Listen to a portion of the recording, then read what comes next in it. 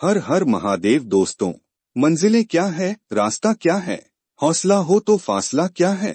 दोस्तों, यदि कोई चीज प्राप्त करना होता है न, तो मेहनत और लगन के साथ साथ उसके लिए समय भी देना पड़ता है। जी हाँ दोस्तों, यह बात उस समय की है जब पढ़ाई गुरुकुल में होती थी।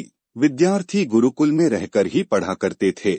बच्चे को शिक्षा ग्रहण करने के लिए गुरुकुल में भेजा जाता था। बच्चे गुरुकुल में गुरु के साथ ही रहकर आश्रम की देखभाल किया करते थे और अध्ययन भी किया करते थे।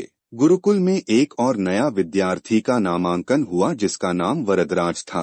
वरदराज वहां आश्रम में अपने साथियों के साथ घुलने मिलने लगा, लेकिन वह पढ़ने में बहुत ही कमजोर था। गुरुजी के द्वारा पढ़ाई गई कोई भी बात उसके समझ में बहुत कम आती थी। इस कारण वह सभी बच्चों के बीच उपहास का कारण बनता। सभी बच्चे उसका मजाक उड़ाते थे। उसके सारे साथी अगली कक्षा में चले गए, लेकिन वो आगे नहीं बढ़ पाया, उसी कक्षा में रह गया। गुरुजी ने भी हार मानकर एक दिन उससे बोला, बेटा वरदराज, मैंने सारे प्रयास करके देख लिए तुम्हें पढ़ाने के लिए, लेकिन मेरा सारा प्रयास असफल रहा। लगता है तुम्हारे हाथ में विद्या की रेखा नहीं है। अब यही उचित होगा कि तुम यहाँ अपना समय बर्बाद मत करो और अपने घर चले जाओ। घर जाकर तुम अपने घर वालों की काम में मदद करो। वरदराज ने भी सोचने लगा कि शायद मेरी किस्मत में विद्या नहीं है, और अगले ही दिन सुबह अपने गुरु का आशीर्वाद लेकर उदास मन से गुरुकुल से घर के लिए निकल गया। गुरुजी ने उसे रास्ते में खाने के लिए कुछ चनाच बेना दे दिए थे। पैदल रास्ता था। चलते चलते दोपहर का समय हो गया।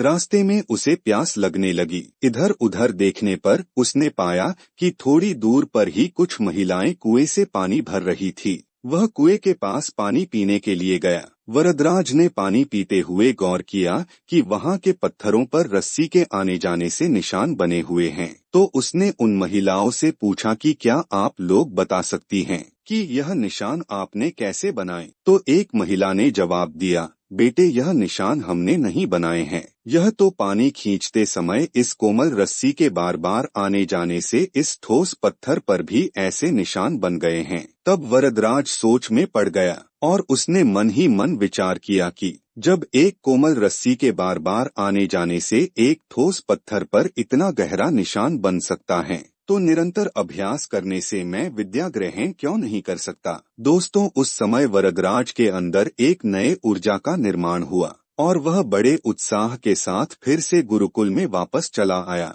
और काफी कड़ी मेहनत करने लगा। वरदराज को इस तरह कड़ी मेहनत करते हुए देखकर गुरुजी ने भी खुश होकर भरपूर सहयोग किया। वरदराज ने अपनी कड़ी मेहनत से विद्या प्राप्त करने में सफल रहा और कुछ ही सालों बाद यही मंदबुद्धि बालक वरदराज आगे चलकर संस्कृत व्याकरण का महान विद्वान बना, जिसने लघु सिद्धांत कौमुदी, मध्य सिद्धांत कौमुदी, सार सिद्धांत कौमुदी, गीर्वाण पद मंजरी की रचना भी की। दोस्तों, अभ्यास ही जीवन का एक मूल मंत्र है, जिससे किसी भी मंजिल को प्राप्त किया जा सकता है। किसी भी चीज को अपना बनाने के लिए बार बार प्रयास करना पड़ता है, और जब बार बार किसी चीज पर प्रयास किया जाता है तो वह एक दिन अपना हो ही जाता है। किसी भी चीज को प्राप्त करने के लिए उसको समय देना पड़ता है, और जिस चीज के लिए समय दिया जाता है वह एक दिन न एक दिन अपना हो ही जाता है। दोस्तों, मन लगाकर से प्रयास करो, हर चीज अपना होगा। इस कहानी से आपको क्या शिक्षा मिली,